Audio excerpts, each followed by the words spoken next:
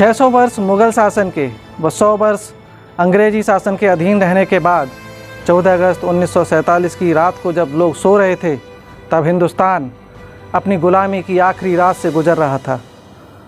15 अगस्त सन 1947 को उगने वाला सूरज आज़ाद हिंदुस्तान की धरती पर चमका था। नमस्कार दोस्तों, मेरा नाम है अरुण और आपका स्वागत है मेरे YouTube चैनल आइडियल फैक्ट्स पर।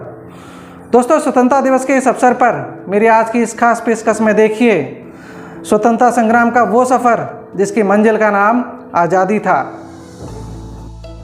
दोस्तों, सोने की चिड़िया कहे जाने वाले भारत का वैभव और संपन्नता पूरी दुनिया में फैली थी। भारत की सांस्कृतिक विरासत व हमारे संस्कारों में शुमार अतिथि देवो भव की परंपरा और क्षमाशील प्रकृति के चलते सबसे पहले मुग़लों ने, फिर अंग्रेज़ों ने हमारे ऊपर राज किया। कोई व्यापार के बहाने आया तो कोई लालच के कारण हिंदुस्तान को सिर्फ लूटने की नीयत से ही आया था।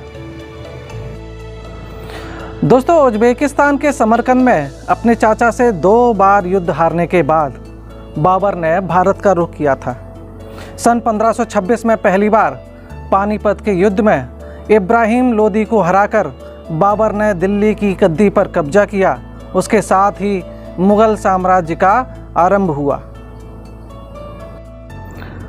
बर्बरता के प्रतीक बाबर ने उत्तर भारत में अपने मुग़ल साम्राज्य की स्थापना के लिए हिंदू मंदिरों को तोड़कर उनके स्थान पर मस्जिद बनाना शुरू किया। भारत के सबसे प्रसिद्ध व समृद्ध राम मंदिर को बाबर ने ही तुड़वाया था।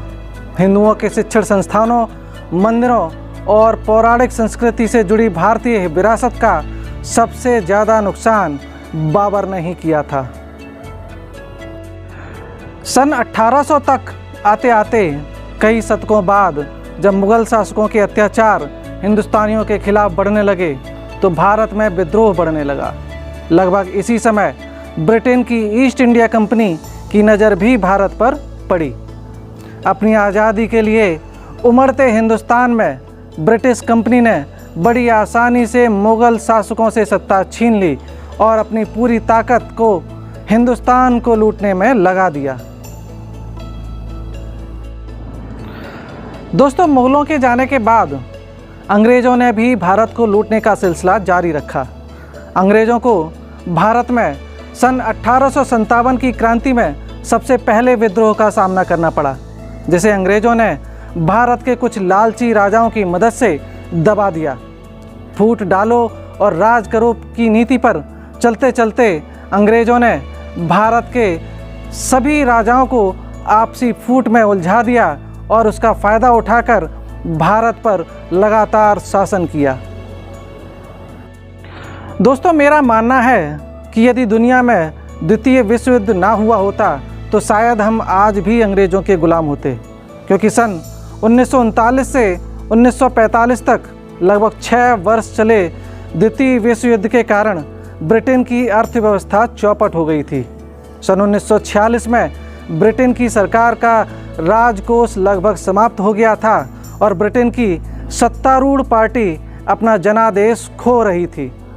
तब तक ब्रिटेन के समझ में यह आ चुका था कि बिना अंतर्राष्ट्रीय समर्थन और जनादेश के आज़ादी के लिए बेचैन होते भारत को और ज़्यादा देर तक नहीं रोक सकते।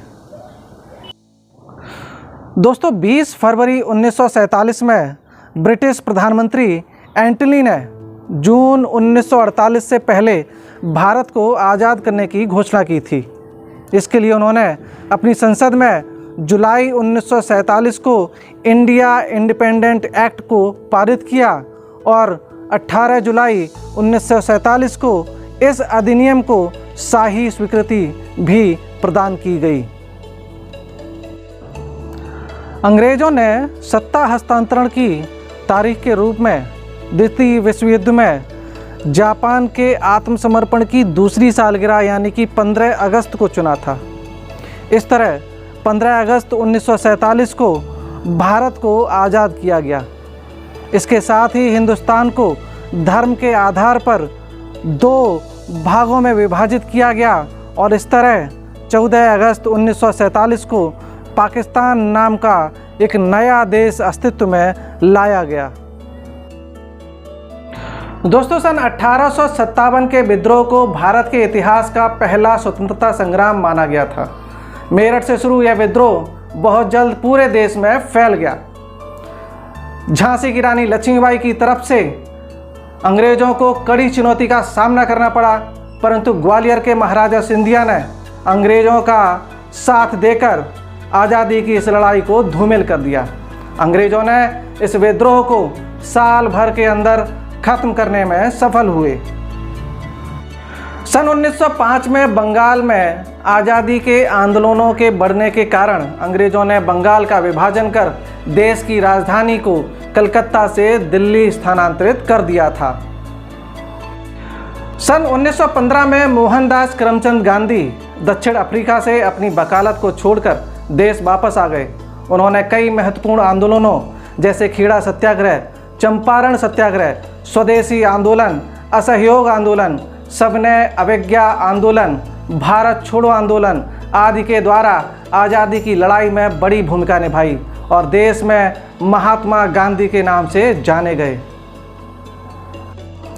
13 अप्रैल सन 1919 पंजाब में जलियांवाला बाग में सिखों द्वारा बैसाखी मनाने के लिए सारे एकत्र हुए थे।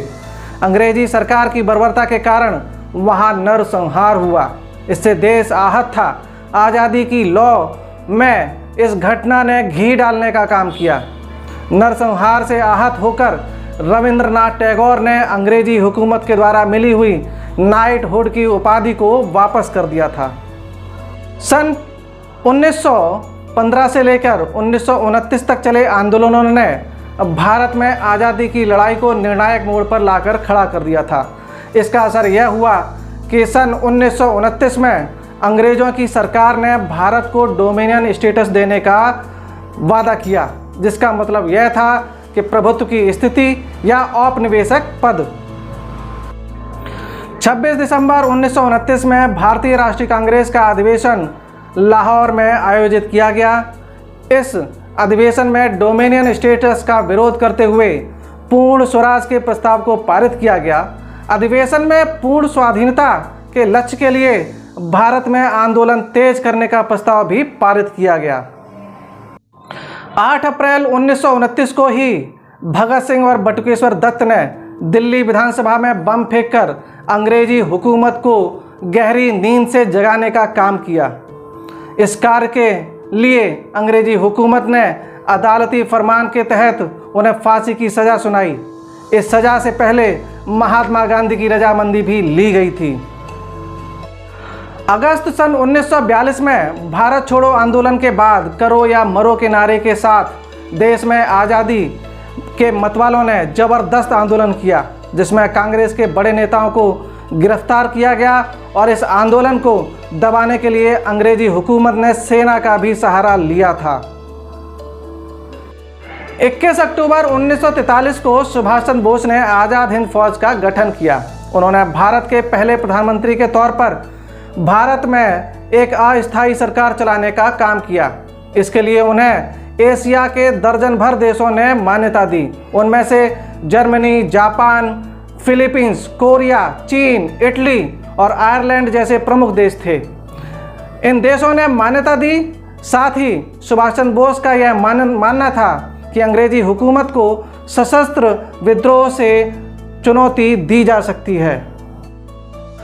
इस समय भारत के अंदर सत्ता पाने के लिए कांग्रेस के जवाहरलाल नेहरू और मुस्लिम लीग के जिन्ना के बीच में रस्साकसी चल रही थी, जिसे देखते हुए भारत के आखिरी वायसराय लॉर्ड माउंटबेटन ने 3 जून 1947 को रेडियो द्वारा यह ऐलान किया कि 15 अगस्त को भारत को 2 हिस्सों में बांटकर उसे आज़ाद किया जाएगा। इसे माउंटबेटन योजना भी कहा जाता है। आज़ादी की सुगबुगाहट को देखकर सन 1946 में कांग्रेस वर्किंग कमेटी के अध्यक्ष का चुनाव हुआ, जिसमें सरदार पटेल को चुना गया था। तय यह हुआ था कि इस कमेटी का जो अध्यक्ष चुना जाएगा वही भारत का पहला प्रधानमंत्री होगा। कांग्रेस वर्किंग कमेटी के चुनाव में सरदार पटेल को जीत मिली। इसके बावजूद महात्मा गांधी द्वारा सरदार पटेल को अध्यक्ष बनने से रोक दिया गया। इस चुनाव में जवाहरलाल नेहरू को एक भी वोट नहीं मिला था। जवाहरलाल नेहरू सत्ता ना मिलने के कारण कहीं पार्टी से बगावत ना कर दें, इसको देखते हुए महात्मा गांधी जी ने सरदार पटेल के चुनाव को धता बताते हुए नेहरू को अध्यक्ष नियुक्त कर उन्हें भारत का पहला प्रधानमंत्री बनाया। इसके साथ ही सरदार पटेल को उप प्रधानमंत्री और देश का पहला गृह मंत्री नियुक्त किया।